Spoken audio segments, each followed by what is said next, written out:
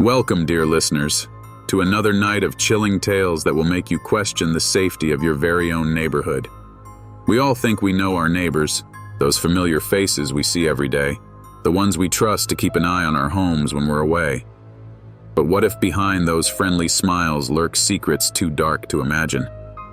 What if the people living just a few steps away from your front door are hiding terrifying truths that would make your blood run cold? Tonight, I have two stories that will take you deep into the heart of suburban terror. These are tales of unsuspecting people who discovered that the real monsters aren't hiding under their beds, but right next door. And remember, these stories are based on real events, real encounters, and you never know when you might just step into the realm of Mr. Scary Guy. Prepare yourself for a journey beyond the ordinary, into the shadows of your deepest fears. Welcome to the world of Mr. Scary Guy.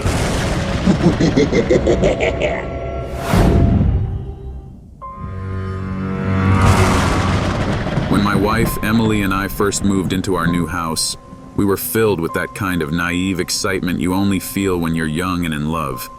We were both in our mid-20s, fresh out of college, and ready to start the next chapter of our lives together. The neighborhood was perfect, quiet, with tree-lined streets, well-maintained lawns, and friendly faces. It seemed like the ideal place to build our future. We quickly became acquainted with our neighbors.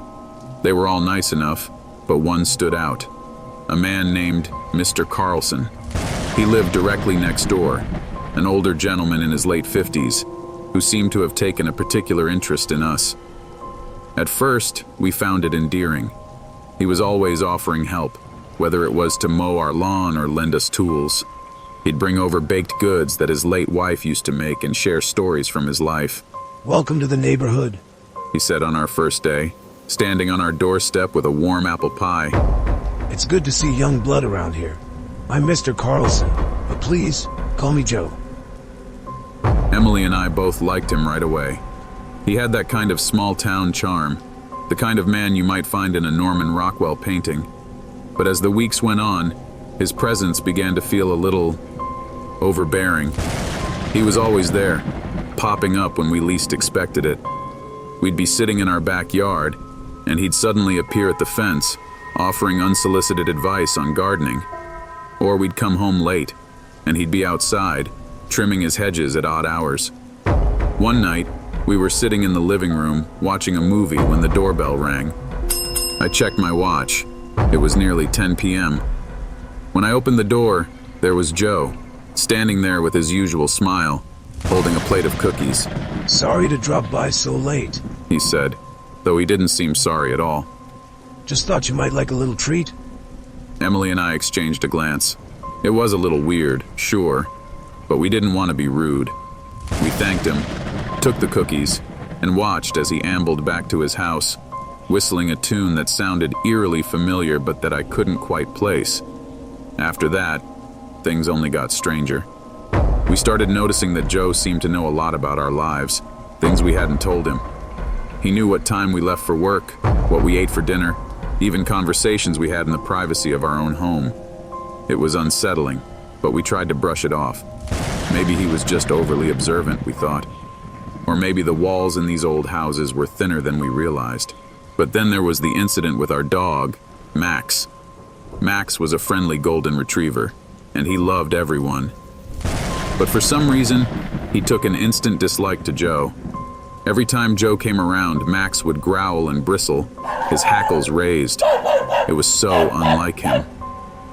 One evening, Joe stopped by unannounced, as he often did. The moment he stepped onto our porch, Max went berserk, barking, snarling, practically foaming at the mouth. I'd never seen him so aggressive. Joe laughed it off, saying, "Animals can be strange sometimes, can't they?" But his eyes were cold as he looked at Max, and for the first time, I felt a genuine chill run down my spine. A few nights later, Emily and I were woken up by a noise outside. It was a low, scraping sound, like something heavy being dragged across the pavement. I got up, peered out the window, and saw Joe in his driveway. pulling a large, tarp-covered object toward his garage. It was the middle of the night. Why was he doing yard work at this hour? I watched as he struggled with the object, his face strained, until he finally got it inside and closed the garage door. I didn't mention it to Emily. I didn't want to worry her, but I couldn't shake the uneasy feeling that had settled in my gut. Over the next few days, I started paying closer attention to Joe's comings and goings. He was always around, but never at normal times. He'd leave his house at odd hours, returning just before dawn, and there was always that same tarp-covered object in his truck bed. One Saturday, I decided to confront him. I needed to know what was going on. I waited until he was outside, watering his lawn, and approached him casually. "Hey, Joe," I said. "I've noticed you've been working on something in your garage late at night. Got a new project going on?" Joe looked at me, his smile as warm as ever, but his eyes were dark. Oh, just some old junk I'm cleaning out. You know how it is. Stuff piles up over the years. I nodded, trying to keep my tone light. "Need any help with it? I've got some free time this weekend." He hesitated for just a second, but it was enough. No, I've got it under control. But thanks for the offer, kid. I couldn't let it go. That night, after Emily had gone to bed, I stayed up, watching through the curtains. Sure enough, just after midnight, Joe came out of his house, heading for his garage. I grabbed my jacket and slipped out the back door, careful to stay in the shadows. I crept around to the side of his house, my heart pounding in my chest. There was a small window on the garage, and I peeked through it, hoping to get a glimpse of what he was up to. What I saw made my blood run cold. Inside, Joe was kneeling next to a large wooden box. No, not a box, a crate. He was prying it open with a crowbar, and as the lid came off, I saw what was inside. A body. A human body wrapped in plastic. Joe was muttering to himself, something I couldn't quite make out, but his tone was angry, almost frantic. He pulled the plastic back, revealing a pale, lifeless face, and for a moment, I thought I was going to be sick. I stumbled back, my mind reeling. I needed to get out of there, to call the police. But as I turned to leave, I tripped over something. A garden hose, maybe, and fell hard onto the ground. The noise was loud, too loud, and I knew it had given me away. I scrambled to my feet, but before I could run, Joe was there, looming over me, his face twisted in rage. What do you think you're doing? He hissed, grabbing me by the collar and hauling me to my feet. I was just... I stammered, but the words wouldn't come. My mind was blank with terror. You shouldn't have seen that. He said, his grip tightening. You shouldn't have been snooping around. I tried to break free, but he was too strong. He dragged me into the garage, slamming the door behind us.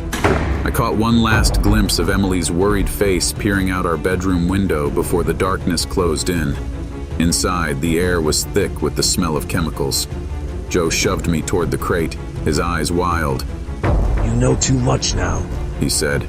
I can't let you leave. I fought with everything I had, but he was relentless. He grabbed a length of rope from a shelf, and I realized with horror what he intended to do. But then, in a burst of adrenaline, I managed to slip out of his grasp and lunged for the garage door. I wrenched it open and ran faster than I ever had in my life. I didn't stop until I was back in our house, the door locked behind me. Emily was waiting in the hallway, her face pale with fear. What happened? Are you okay? I could barely get the words out. Call the police, now. The rest of the night was a blur. The police arrived within minutes and Joe was arrested without incident. They found the body in his garage, a missing person from a neighboring town, someone Joe had lured into his home with promises of friendship, only to kill them in cold blood. The weeks that followed were a nightmare.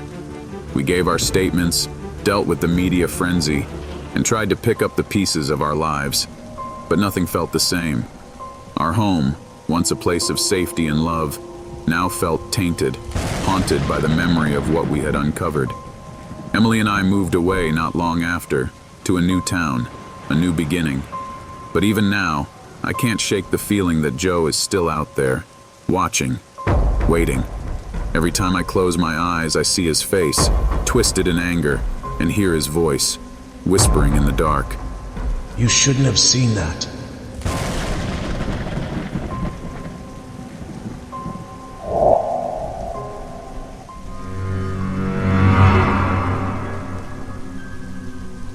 My wife Karen and I have lived in the same house for nearly 20 years.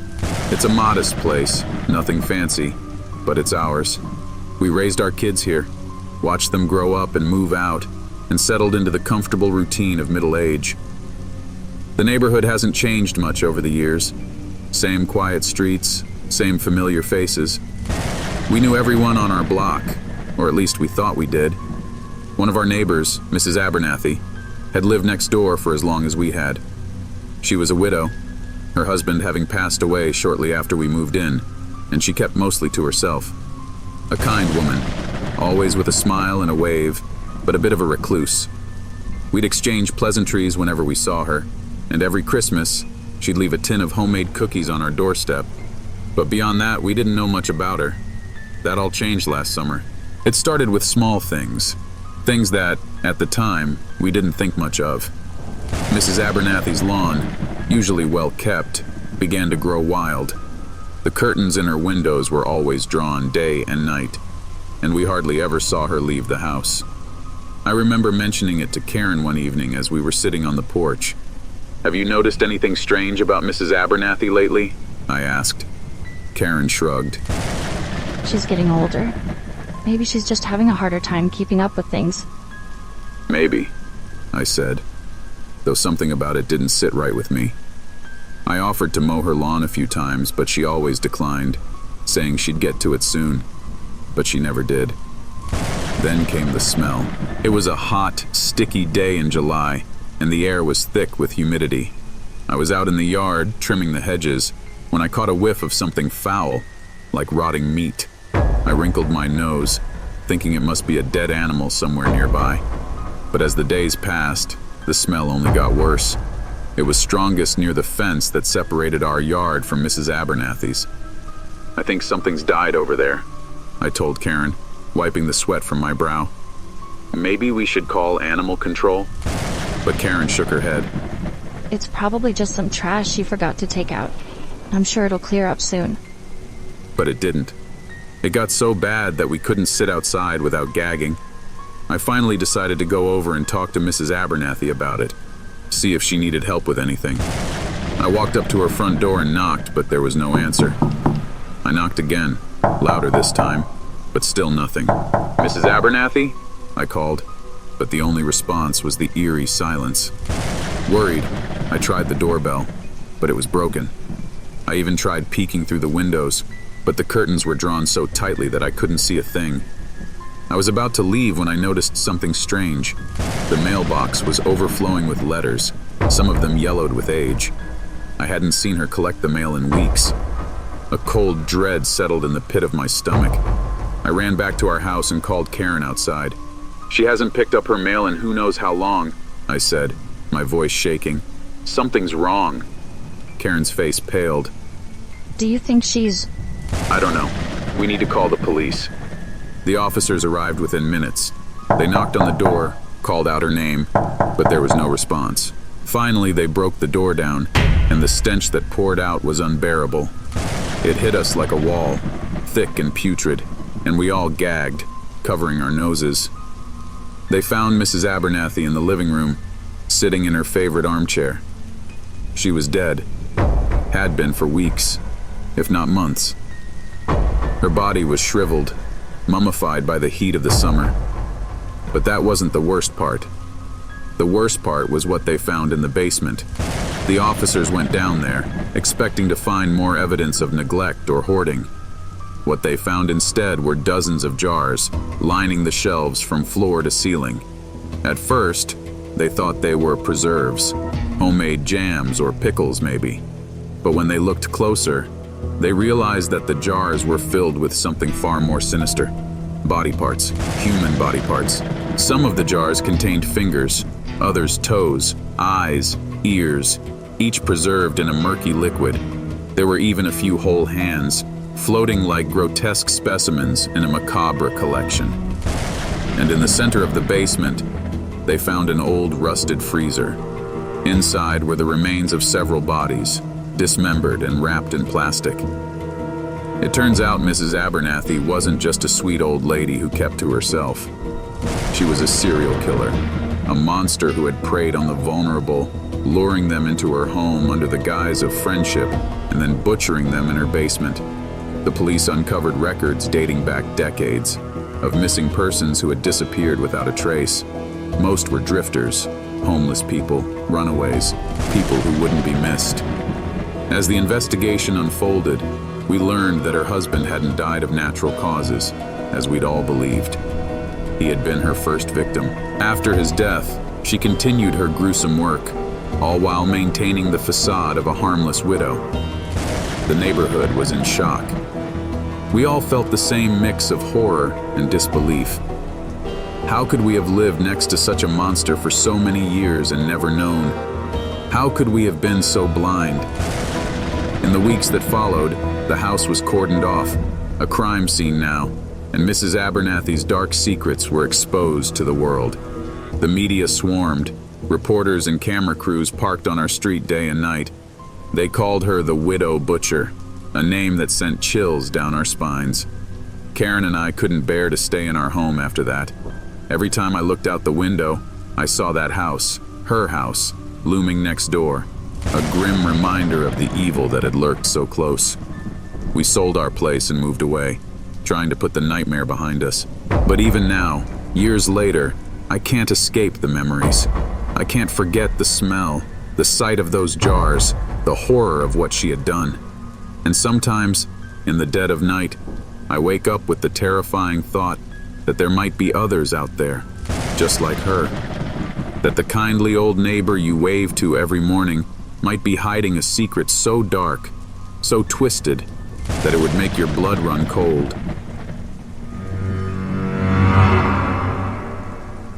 Well, dear scaries, it seems that even the friendliest faces can hide the darkest secrets.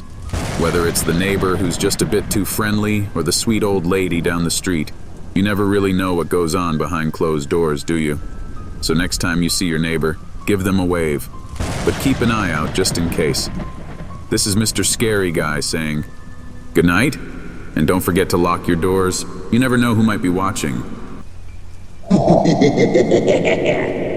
Thanks for watching till the end. If you enjoyed the video, make sure to subscribe by clicking the icon above. We've also got a playlist full of scary stories on your left side, and a suggested video you'll love on the right. Choose one and keep the scares going.